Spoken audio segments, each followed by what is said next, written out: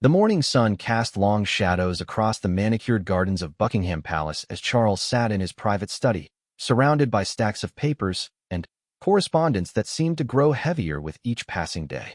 The weight of the crown had settled upon his shoulders just months ago, yet already he felt the immense pressure of decisions that would shape not only his reign but the future of the monarchy itself. Camilla entered quietly, her footsteps muffled by the thick Persian carpet that had adorned the room for decades. Her face bore the telltale signs of sleepless nights, worry lines etched deeper than usual around her eyes. She had been queen consort for such a short time, yet the demands and scrutiny had already begun to take their toll on both her and her family. "The morning briefings are ready," she said softly, placing a leather folder on his desk. "But, Charles, we need to talk about what happened yesterday." The incident she referred to had been brewing for weeks. Members of Camilla's extended family, who had moved into various quarters within the palace complex following the coronation, had become increasingly visible in royal circles. Her children, Tom and Laura, along with her grandchildren, had been given apartments in the East Wing, while her siblings had been offered positions within the royal household staff. Initially, Charles had welcomed this arrangement. He understood the importance of family unity, especially during such a significant transition. The public had finally begun to accept Camilla after decades of controversy, and having her loved ones nearby seemed like a natural progression toward normalizing their relationship in the eyes of the world. However, palace staff had begun reporting concerns. The traditional protocols that governed royal household operations were being questioned and sometimes ignored by Camilla's relatives. Ancient customs that had been observed for centuries were being challenged by family members who viewed them as outdated and unnecessary. Tom Parker Bowles, Camilla's eldest son, had particularly strong opinions about modernizing the monarchy. During dinner conversations that Charles initially found refreshing, Tom would advocate for dramatic changes to how the royal family engaged with the public. He suggested opening more areas of the palace to tours, reducing the formality of state occasions, and even allowing social media access to previously private royal events. Laura Lopez, Camilla's daughter, had taken a different approach, but one equally concerning to senior palace advisors. She had begun hosting informal gatherings in her palace apartment, inviting friends from outside the traditional aristocratic circles that typically surrounded the royal family. These gatherings, while innocent in nature, represented a departure from the carefully controlled social environment that had protected the monarchy's reputation for generations. The grandchildren, ranging in age from early teens to young adults, brought their own set of challenges. Accustomed to normal teenage behaviors, they struggled with the restrictions and expectations that came with living in a royal residence. Social media posts showing glimpses of palace life, casual attitudes toward security protocols, and friendships with individuals who hadn't undergone the usual background checks created headaches for the Royal Protection Unit. Private Secretary Sir Clive Alderton had been documenting these concerns for weeks, presenting them to Charles in carefully worded memorandums that outlined potential security risks and protocol violations.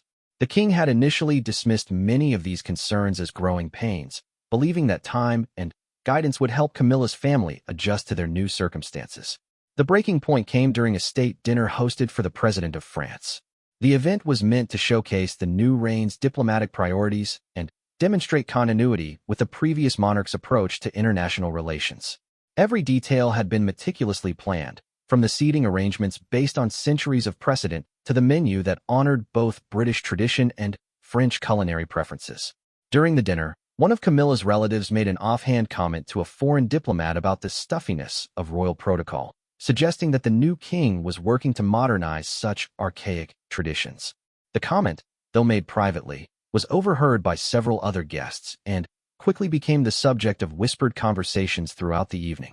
More seriously, palace security discovered that photos of the private dinner preparations had been shared on social media by one of Camilla's grandchildren, showing behind-the-scenes glimpses of the kitchen staff, table settings, and even partial views of security arrangements. The images were quickly deleted, but not before they had been screenshot and shared by royal watchers online. The next morning, Charles found himself facing a crisis of confidence among his senior staff. The private secretary's office, the master of the household, and the crown equerry all requested urgent meetings to discuss what they termed unprecedented breaches of palace protocol and security. Sir Clive presented a comprehensive report detailing dozens of incidents over the previous month, ranging from minor protocol violations to serious security concerns. The cumulative effect painted a picture of a royal household struggling to maintain the standards and traditions that had protected the monarchy's reputation for decades. "Your Majesty," Sir Clive said during their private meeting, "I must be frank.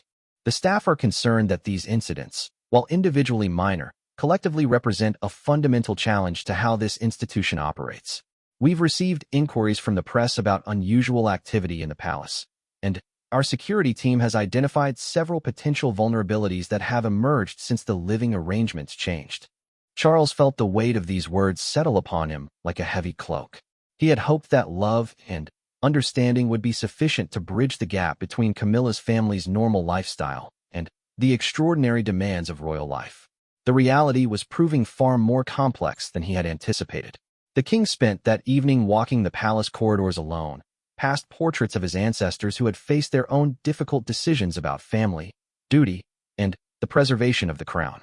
He thought about his mother's unwavering commitment to duty above personal preference, remembering conversations they had shared about the sacrifices required of those who serve the crown.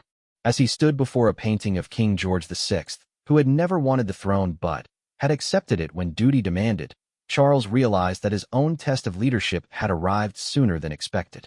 The decisions he made in the coming days would establish the tone for his entire reign and determine whether he could successfully balance his personal happiness with his constitutional responsibilities.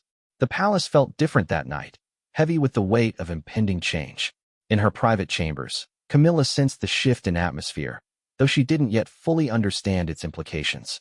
The conversations between Charles and his advisors had been held in strictest confidence, but the tension was palpable throughout the royal household. Staff members who had served the royal family for decades exchanged worried glances in the corridors. They had witnessed many changes over the years, but the current situation felt different, more precarious. The careful balance between tradition and adaptation that had allowed the monarchy to survive and thrive through centuries of social and political change was being tested in ways they had never experienced. As Charles finally retired to his private chambers, he knew that the comfortable period of adjustment following his accession to the throne was coming to an end. The monarchy required difficult decisions to be made, and the weight of the crown demanded that he prioritize the institution's long-term stability over short-term family harmony. The king understood that his next conversation with Camilla would change everything between them and potentially determine the course of his reign. The love story that had captured the public's imagination was about to face its greatest test, as duty and desire prepared for their inevitable collision within the walls of Buckingham Palace. The following morning arrived with an unusual quietness that seemed to permeate every corner of Buckingham Palace. Charles had requested that his morning appointments be cleared, instructing his private secretary that he needed time for an important family discussion. The staff, sensing the gravity of the situation, moved through their duties with extra care, speaking in hushed tones as they went about their work. Camilla noticed the change immediately upon waking. The usual bustle of activity outside their private quarters seemed muted, and Charles appeared distant during their morning tea, a ritual they had maintained even during the busiest periods of royal duties. His face wore the expression she had learned to recognize over their decades together, the look of a man wrestling with decisions that would affect not just himself, but everyone around him. "Something's troubling you," she said, setting down her teacup with deliberate gentleness. "Is it about yesterday's dinner? I know there were some concerns about the evening, but surely nothing that can't be addressed with a quiet word to the family." Charles looked out the window toward the palace gardens, where groundskeepers were tending to the rose beds that would soon burst into bloom. The sight reminded him of simpler times at Highgrove, when their biggest worry was whether the weather would cooperate with garden parties. Those days felt like they belonged to different people entirely. "Camilla, darling, we need to discuss the living arrangements here at the palace," he began, his voice carrying a formal tone that immediately put her on alert. "Sir Clive has brought several matters to my attention that require immediate consideration." The queen consort felt her stomach tighten with apprehension. Over the years, she had learned to read the subtle signs that indicated when Charles was about to deliver news that would fundamentally change their circumstances. The careful choice of words, the formal tone, the way he avoided direct eye contact, all pointed to something serious. "What kind of matters?" she asked, though part of her already suspected where this conversation was heading. Charles reached for a leather folder on the side table, the same one that had contained Sir Clive's detailed report. He opened it slowly, revealing pages of carefully documented incidents, security assessments, and recommendations from senior household staff. There have been numerous concerns raised about how the integration of your family into palace life is affecting our ability to maintain the standards and security protocols that protect not just us, but the institution of the monarchy itself, he said, his words measured and careful. He began to outline the incidents that had accumulated over recent weeks, the social media posts that had revealed security arrangements, the comments made to foreign dignitaries that suggested instability in royal protocol, the casual attitudes toward procedures that had been developed over decades to protect the royal family's privacy and safety. Each point he raised felt like a small cut to Camilla's heart. These were her children, her grandchildren, her beloved family members who had supported her through the most difficult periods of her life. They had stood by her during the years of public criticism, offering love and normalcy when the outside world seemed hostile and unforgiving. Tom and Laura have been nothing but supportive, she said, her voice beginning to show strain. Yes, they're adjusting to the protocols, but they're learning. Surely we can provide more guidance rather than. She couldn't bring herself to finish the sentence. Charles closed the folder and moved to sit beside her, taking her hands in his. My darling, this isn't about their character or their intentions. I know they're wonderful people who love you deeply. But the reality is that their presence here is creating situations that could compromise everything we've worked to build. He explained the security concerns that had been raised by the Royal Protection Unit. The assessment indicated that having multiple family members without extensive security training living in the palace created vulnerabilities that couldn't be adequately addressed without significantly increasing resources and restrictions that would make everyone's life more difficult. More troubling were the reports from the Foreign Office about diplomatic concerns. Several ambassadors had privately inquired about the stability of royal protocol, having heard second-hand accounts of the dinner conversation that suggested uncertainty about the new king's approach to international relations. The monarchy's strength comes from its consistency and reliability, Charles said, echoing words his mother had spoken to him countless times over the years. When foreign leaders and our own government officials begin to question whether our protocols and traditions are stable, it undermines our effectiveness in representing British interests around the world. Camilla listened in growing silence as the full scope of the situation became clear. Each incident Charles described had seemed minor in isolation, but together they painted a picture of an institution struggling to maintain its carefully cultivated image of stability and continuity. The most painful revelation came when Charles shared feedback from senior members of the royal household staff. Many of the employees who had served the family for decades were expressing concerns about their ability to maintain the standards they had upheld throughout their careers. Some had even begun to consider seeking positions elsewhere if the situation continued unchanged. These people have devoted their entire working lives to serving the crown, Charles said. Their expertise and institutional memory are irreplaceable. If we lose them, we lose centuries of accumulated knowledge about how to properly support the monarchy's constitutional role. As the morning progressed, the conversation became increasingly difficult. Camilla found herself defending her family, while simultaneously understanding the validity of Charles's concerns. She had spent years learning to balance her personal desires with her public duties, and now she was being asked to make a choice that felt impossible. The king explained the recommendations that had been made by his senior advisors. The consensus was that Camilla's family members should transition to private residences outside the palace, with appropriate security arrangements provided at royal expense. They would continue to attend family gatherings and important ceremonial events, but their day-to-day lives would return to a more normal pattern. This doesn't mean they're being rejected or that their support isn't valued, Charles emphasized. It means we're acknowledging that royal life requires sacrifices that shouldn't be imposed on people who never chose this path. Camilla struggled to process what she was hearing.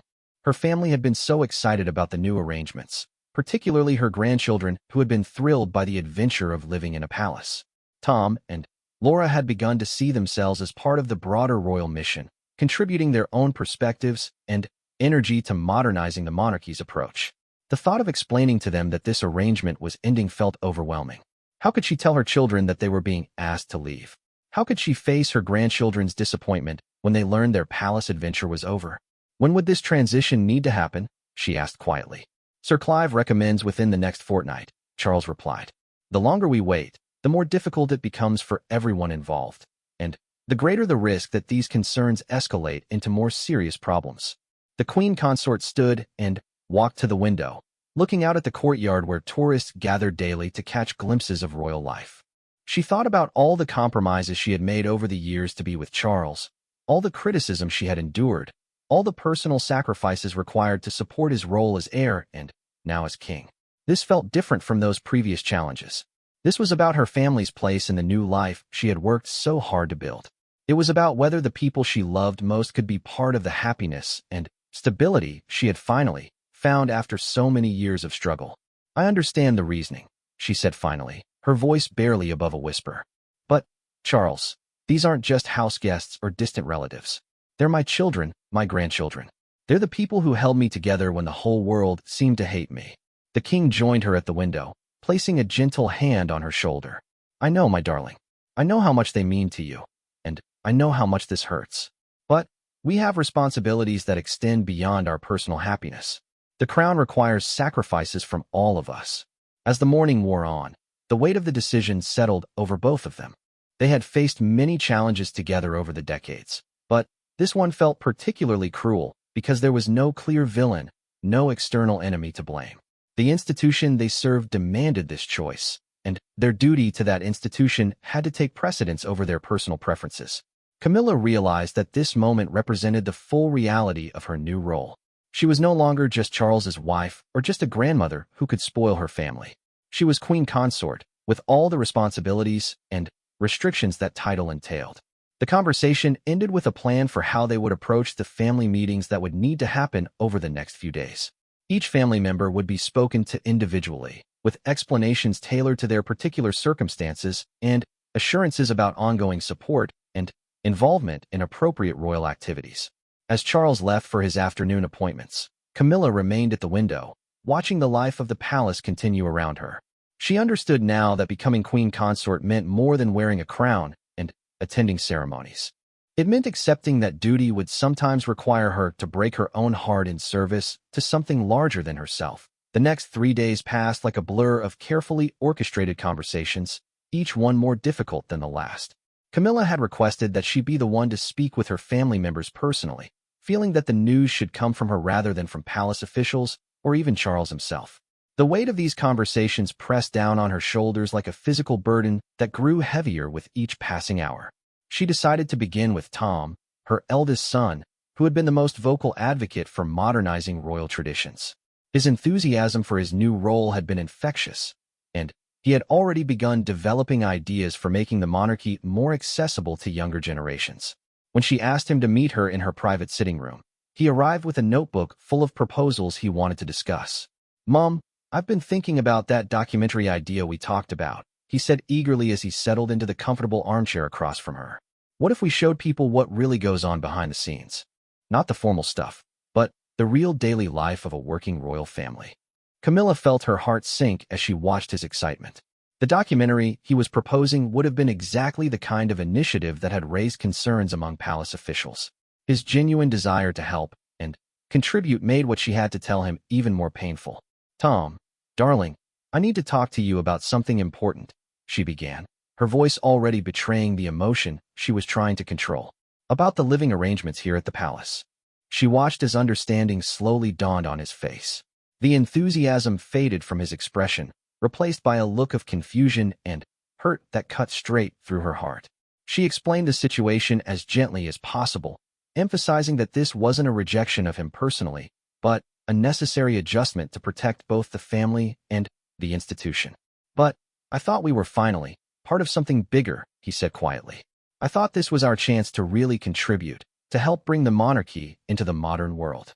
Camilla reached across the space between them to take his hand. "You are part of something bigger, sweetheart. You'll always be part of this family, and you'll always have a role in supporting what we're doing here. It's just that your contributions will be different from what we originally imagined." The conversation lasted for over an hour as Tom worked through his disappointment and tried to understand the reasoning behind the decision. He asked thoughtful questions about the specific concerns that had been raised, and Camilla found herself explaining aspects of royal protocol and security that she had only recently learned herself. "It's not that your ideas aren't good ones," she told him. "It's that implementing them safely and appropriately takes time, careful planning. The monarchy changes, but it changes slowly and deliberately. When Tom finally left, he hugged her tightly and assured her that he understood, but Camilla could see the disappointment in his eyes. He had been genuinely excited about being part of the royal mission, and losing that opportunity felt like a personal failure to him. The conversation with Laura proved equally difficult, though in different ways. Laura had been more reserved about the palace arrangements from the beginning, sensing that the intense scrutiny and formal protocols didn't suit her personality. When Camilla explained the situation, Laura's initial response was relief, mixed with sadness. "Honestly, Mum, part of me is glad," she admitted. "The security restrictions were starting to feel overwhelming, and I was worried about how they were affecting the children. But I'm sad for you. I know how much it meant to you to have us all close." This conversation revealed another layer of complexity that Camilla hadn't fully considered.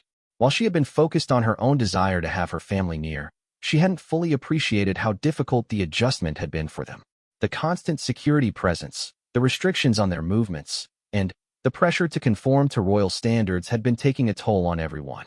Laura's children, Camilla's beloved grandchildren, had been struggling more than they had let on. The teenage years are difficult enough without the added pressure of living up to royal expectations. Simple activities like having friends over or going shopping had become complex operations requiring security clearance and careful planning. "Maybe this is for the best," Laura said thoughtfully. "We can still be part of your life and support what you're doing, but the kids can have something closer to a normal childhood." The most heartbreaking conversation came when Camilla spoke with her grandchildren. She had asked Laura to bring them together in the family sitting room, where she could explain the situation to all of them at once. Their faces fell as she told them they would be moving back to more traditional family homes, leaving behind the adventure of palace life. Her youngest granddaughter, who was only 12, began to cry immediately. "But, Grandma, I love living here," she said through her tears. "I love being close to you, and I love showing my friends that I live in a real palace." Camilla felt her own composure cracking as she gathered the child in her arms. These moments of pure honesty from her grandchildren were the hardest to bear. They had been so proud and excited about their new circumstances, and now she was taking that away from them. "You'll still visit all the time," she promised them. "And you'll still be part of all the special occasions and celebrations. The only difference is that you'll sleep in your own rooms in houses that belong just to your family." The older grandchildren understood the reasoning better, but their disappointment was equally apparent. They had been enjoying the prestige that came with living at the palace, and they had developed friendships with some of the younger staff members. Leaving meant giving up not just the excitement of royal life, but relationships they had begun to value. Throughout these conversations, Camilla found herself explaining concepts about duty and service that she was still learning to understand herself. She spoke about the difference between personal happiness and public responsibility, trying to help her family understand why the institution they served sometimes demanded difficult sacrifices. "Being royal isn't just about the privileges," she told them. "It's about putting the needs of the country and the monarchy ahead of our own wants. That's what service means." As the family meetings concluded, Camilla realized that she had been educating herself as much as her family members. Each conversation had forced her to articulate principles and priorities that she was still developing in her own mind. The process of explaining why this change was necessary had helped her understand her own role more clearly. Charles observed these conversations from a respectful distance, offering support when needed but allowing Camilla to handle the discussions in her own way. He understood that this process was as much about her coming to terms with the full implications of her role as it was about helping her family adjust to the new reality. The practical arrangements for the transitions were handled with typical royal efficiency. Suitable properties were identified for each family unit, security arrangements were established, and financial provisions were made to ensure that the changes didn't create hardship for anyone involved. The royal household was experienced in managing such transitions, though this particular situation was unprecedented in its personal complexity. As the week progressed, palace staff began to notice subtle changes in atmosphere. The casual energy that Camilla's family had brought to daily life was being replaced by the more formal tone that had characterized royal residences for generations. Some staff members expressed private regret about this change, having enjoyed the more relaxed environment, while others felt relief at returning to familiar protocols. Sir Clive and The senior household staff worked carefully to ensure that the transition process respected the dignity of all involved while addressing the concerns that had prompted the decision. They arranged for personal belongings to be moved discreetly, scheduled farewell gatherings with staff members who had developed relationships with the departing family members, and established protocols for future visits and involvement in royal activities. For Camilla, each day of the transition process brought a mixture of relief and sadness. She could see that the decision was the right one for everyone involved, including her family members who were beginning to express their own relief at returning to more normal lives. But she also felt a deep sense of loss for the dream of having her loved ones close during this important chapter of her life. The queen consort spent many evening hours walking through the palace corridors that would soon feel emptier, reflecting on the lessons she was learning about the nature of royal service. She was beginning to understand that being queen consort meant accepting a fundamental loneliness that came with the role, a separation from normal family life that was the price of serving the crown. As the transition week neared its end, Camilla prepared herself for the emotional challenge of saying goodbye to the family arrangements that had brought her such joy. However, briefly, she was learning that royal duty sometimes required breaking your own heart in service to something larger than personal happiness. The final day of transition arrived on a gray Thursday morning in early spring. The palace corridors, which had buzzed with the energy of an extended family just weeks before, now carried an almost monastic quietness that seemed to echo with each footstep. Moving vans had been arriving since dawn, operated by discreet staff members who understood the sensitivity of the situation and worked with professional efficiency to minimize any emotional impact. Camilla stood at the window of her private study, watching as the last of her grandson's belongings were carefully loaded into a secure transport vehicle. His bicycle, which he had ridden through the palace courtyards with such joy, looked small and somehow forlorn strapped to the back of the official car that would take it to his new home. The past week had been a masterclass in royal protocol management, with every detail of the transition carefully orchestrated to maintain dignity while addressing the institutional concerns that had prompted this difficult decision. Yet despite the professional handling of all practical matters, nothing could prepare Camilla for the emotional reality of watching her family's palace adventure come to an end. Charles had been attending to his official duties throughout the morning, providing space for the family farewells while remaining available if needed. He understood that this day represented more than just a change in living arrangements. It marked a fundamental shift in how Camilla understood her role as queen consort, and the sacrifices that position would continue to demand.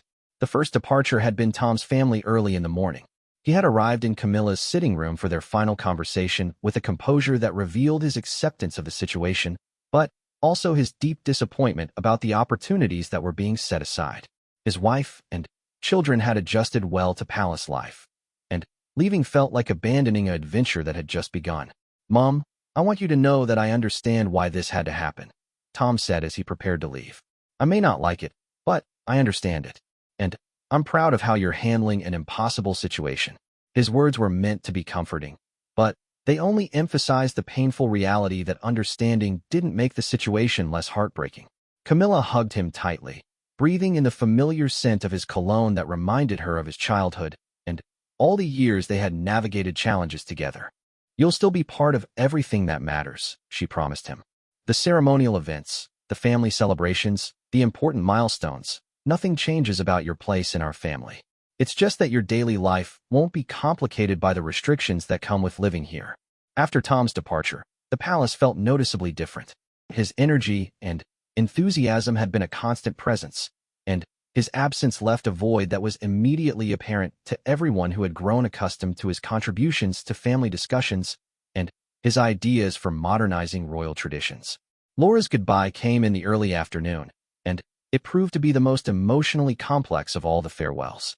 Unlike Tom, who had been disappointed but understanding, Laura was struggling with guilt about her own sense of relief. She had never been entirely comfortable with the intensity of royal life, and returning to privacy felt like a liberation that she couldn't fully celebrate given her mother's obvious sadness. "I feel terrible about being happy to leave," Laura confided as they sat together in the garden where Camilla's grandchildren had played just days before. "I know how much it meant to you to have us here, and I feel like I'm letting you down by admitting that this life is harder than I expected." Camilla took her daughter's hands in her own, noting how the stress of recent weeks had affected her. Laura looked tired in a way that went beyond physical exhaustion. The constant awareness of being watched and judged had taken an emotional toll that was only now becoming apparent. "Darling, you're not letting me down," Camilla assured her. "If anything, you're helping me understand something important about what we've been asking of all of you. Royal life isn't just different from normal life. It's genuinely difficult in ways that people who haven't experienced it can't fully appreciate." This conversation revealed insights that helped Camilla process her own feelings about the transition. She began to realize that her desire to have her family close had perhaps been selfish, born from her own need for support rather than consideration for what would be best for them. "Maybe I was thinking more about what I wanted than about what you all needed," she admitted. "Living here comes with restrictions and pressures that affect every aspect of daily life. It wasn't fair of me to assume you would find that as worthwhile as I do." The most difficult goodbye came when her grandchildren gathered for their final palace tea party in the nursery that had been specially prepared for their visits. The youngest ones didn't fully understand the permanence of the change, asking when they would be back for their next sleepover. The older children understood better, but their disappointment was evident in their subdued behavior and reluctant hugs. Camilla had prepared small gifts for each of them, personalized photo albums documenting their time at the palace, with pictures of them exploring the gardens, attending family dinners, and participating in the daily life of the royal household. She hoped these mementos would help them remember the positive aspects of their palace adventure rather than focusing on the sadness of its ending. "Grandma," her teenage granddaughter said as they prepared to leave, "will you be lonely here without us?" The question cut straight to the heart of Camilla's fears about the transition. She had grown accustomed to the sounds of family life echoing through the palace corridors, and the prospect of returning to the formal quietness that characterized royal residences felt daunting. "I might be lonely sometimes," she answered honestly, "but I'll also be proud, knowing that you're all living your own lives and pursuing your own dreams without the restrictions that come with living here. And I'll be excited about all our visits and celebrations together." As the last family members departed, Camilla found herself alone in quarters that suddenly felt enormous. The private dining room, where they had shared casual meals, seemed too large for just two people. The family sitting room, where grandchildren had sprawled on the floor playing games and watching television, felt formal and unused despite having been occupied just hours before. Charles found her there as the afternoon light began to fade, sitting quietly among the furniture and decorations that had been chosen to accommodate a large, active family. The silence in the room was almost overwhelming after weeks of laughter and conversation. "How are you managing, darling?" he asked, settling beside her on the sofa where her grandchildren had cuddled with her just that morning. "I'm managing," she replied, though her voice carried the strain of the day's emotional challenges. "I understand why this was necessary, and I can see that it's probably better for everyone involved. But that doesn't make it hurt less." Charles took her hand, offering the comfort of his presence while respecting her need to process the full impact of what had just occurred. They sat together in the growing twilight, each lost in their own thoughts about duty, sacrifice, and the price of service to the crown. The evening staff went about their duties with particular sensitivity, understanding that this day marked a significant transition for the queen consort. They had grown fond of the family members who were departing, and they too felt the weight of the changes that were reshaping daily life at the palace. As night fell, Camilla prepared for her first evening in weeks without the sound of her family nearby. The palace, which had felt like a home during their stay, reverted to feeling like an institution, magnificent and historically significant, but fundamentally different from the warm, chaotic environment she had briefly experienced. She realized that this day had taught her something crucial about the nature of royal service. The crown demanded not just public duty and ceremonial obligations, but also personal sacrifices that often went unseen by the outside world. Learning to find fulfillment and purpose within these constraints would be one of her greatest challenges as queen consort. The transition was complete, but the process of understanding its full implications was just beginning. As Camilla prepared for sleep in quarters that felt both familiar and strange, she knew that tomorrow would begin a new chapter in her royal life, one defined by a clearer understanding of duty's demands and the strength required to meet them. The weeks following the family transition brought unexpected revelations for both Camilla and Charles as they adjusted to their new reality. The palace, now returned to its traditional operational rhythm, felt different in ways that extended far beyond the absence of family voices in the corridors. There was a formality to daily life that had been temporarily softened during the family's residence, and both the king and queen consort found themselves rediscovering what it meant to live within the institutional framework that defined their roles. For Camilla, the first few days were particularly challenging. She had grown accustomed to spontaneous moments of family connection. A grandchild appearing at her study door with a question about homework, Tom dropping by to discuss current events, or Laura joining her for impromptu cups of tea. The absence of these casual interactions left gaps in her daily routine that she struggled to fill. The queen consort threw herself into her official duties with renewed focus, perhaps seeking to distract herself from the quietness of her personal quarters. Her schedule, already full of ceremonial obligations and charitable commitments, expanded to include additional engagements that she had previously declined due to family considerations. Lady Sarah Keswick, her private secretary, noticed the change immediately. "Your Majesty seems determined to take on every engagement that's offered," she observed during one of their weekly planning meetings. "Perhaps we should consider whether this level of activity is sustainable long-term." But Camilla found purpose in the increased activity. Each public engagement, every charitable visit, and all the ceremonial duties helped her understand more clearly what it meant to serve the crown in her own right, rather than simply as Charles's wife. The role of queen consort was beginning to take shape in her mind as something distinct and valuable. During a visit to a literacy charity that had long been close to her heart, Camilla experienced a moment of clarity about her new circumstances. She was reading to a group of children in a London primary school when one of them asked whether she lived in a real castle with her whole family. "I live in a palace," she corrected gently, "but not with my whole family. Sometimes when you have an important job, you have to live in a way that helps you do that job best, even if it means being away from the people you love most." The child's next question surprised her. "But don't you get lonely?" Camilla paused, considering how to answer honestly while appropriately. "Sometimes I do feel lonely," she admitted. "But I also feel very connected to people through the work I do. And I know my family loves me and supports what I'm doing, even when we can't be together all the time." This conversation stayed with her for days afterward, helping her articulate something she had been struggling to understand about her new role. The loneliness that came with royal duty wasn't just an unfortunate side effect. It was almost a necessary condition for the kind of service the crown required. The distance from normal family life allowed her to dedicate herself fully to public service in a way that wouldn't be possible if personal relationships were her primary focus. Charles, meanwhile, was observing his wife's adaptation with a mixture of admiration and concern. He recognized the strength she was displaying, but he also worried about the emotional cost of the adjustment. Having experienced his own version of royal loneliness throughout his life, he understood both its challenges and its eventual acceptance. "You're handling this remarkably well," he told her one evening as they shared dinner in their private dining room, now set for just 2 people instead of the extended family gatherings they had briefly enjoyed. "I'm learning," Camilla replied. "I'm learning that being queen consort means accepting a different kind of family life than I've ever experienced before. It doesn't mean loving my children and grandchildren any less. It means loving them in a way that doesn't interfere with my duty to the crown."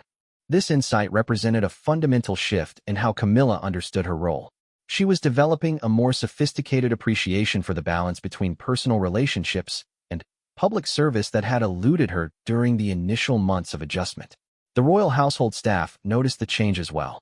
The queen consort's interactions with them became more focused and purposeful, reflecting a clearer understanding of her position within the palace hierarchy. She began to develop closer working relationships with senior staff members, recognizing them as essential partners in fulfilling her official obligations rather than simply as household support. Mrs. Angela Kelly, who had served as dresser to the previous queen, shared her observations with colleagues. "Her Majesty is finding her own way of doing things.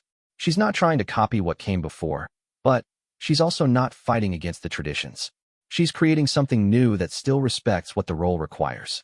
This balancing act became apparent during Camilla's first major solo engagement following the family transition. She was asked to host a reception for international women's rights advocates, an event that required her to represent British interests while engaging with complex global issues. Without the background presence of family distractions or obligations, she was able to focus entirely on the diplomatic and ceremonial aspects of the occasion. The reception was a notable success, with diplomatic observers commenting on the queen consort's genuine engagement with the issues and her ability to connect personally with each guest while maintaining appropriate royal dignity. The event demonstrated that the institutional changes that had seemed so painful were actually enabling her to excel in her official role. Press coverage of the reception marked a subtle shift in how Camilla was perceived by the media and public. Rather than being described primarily as Charles's wife or as a grandmother enjoying palace life, she was increasingly recognized as queen consort in her own right, with her own portfolio of interests and her own style of royal service. This external recognition helped reinforce Camilla's internal sense of purpose. She began to see the family transition not as a loss to be endured, but as a necessary step in her development as an effective royal. The pain of separation from her loved ones was real and ongoing, but it was balanced by a growing sense of professional competence and personal fulfillment. Family relationships, meanwhile, evolved into new patterns that acknowledged both the emotional bonds that remained unchanged and the practical realities of royal life. Weekly family dinners were established at external venues, allowing for regular connection without the complications that had arisen from shared residence. Special family events continued to take place at the palace, but within carefully structured frameworks that respected both personal relationships and institutional requirements. Tom and Laura both reported that their own lives had improved significantly since leaving palace residence. The children were thriving in more normal school and social environments, while the adults appreciated the return to privacy and autonomy that royal living had necessarily restricted. Ironically, our relationship with Mom is actually better now, Laura confided to a close friend. When we were living at the palace, there was always this underlying tension about whether we were fitting in properly or causing problems. Now when we see each other, it's purely about family, without all the institutional complications. As spring turned to summer, Camilla found herself settling into rhythms of royal life that felt sustainable and meaningful. The loneliness that had initially seemed overwhelming became a manageable aspect of her role, balanced by the satisfaction of effective public service and the knowledge that her family relationships, while different, remained strong and supportive. The queen consort's transformation during these months became evident to everyone who worked with her regularly. She had evolved from someone adjusting to royal life into someone genuinely suited for royal service. The institutional requirements that had initially felt restrictive became the framework within which she developed her own unique contributions to the monarchy's mission. Charles witnessed this evolution with deep pride and relief. His fears about asking Camilla to sacrifice her family arrangements had been replaced by admiration for her ability to find fulfillment within the constraints of royal duty. The decision that had initially threatened their personal happiness had ultimately strengthened both their marriage and their effectiveness as working royals. One evening, as they walked together through the palace gardens where her grandchildren had once played, Camilla reflected on the journey from family happiness to royal purpose that had defined her first year as queen consort. "I thought I needed to have my family close to be happy here," she told Charles. "But I've learned that happiness in this role comes from something different, from knowing that I'm serving something larger than myself, and from understanding that my personal sacrifices contribute to the institution's strength." This hard-won wisdom would define Camilla's approach to royal service for years to come, providing a foundation for the meaningful and effective reign that she and Charles would build together. The tears she had shed during the family transition had watered the growth of a deeper understanding of duty, service, and the unique forms of fulfillment that royal life could offer to those willing to embrace its demands.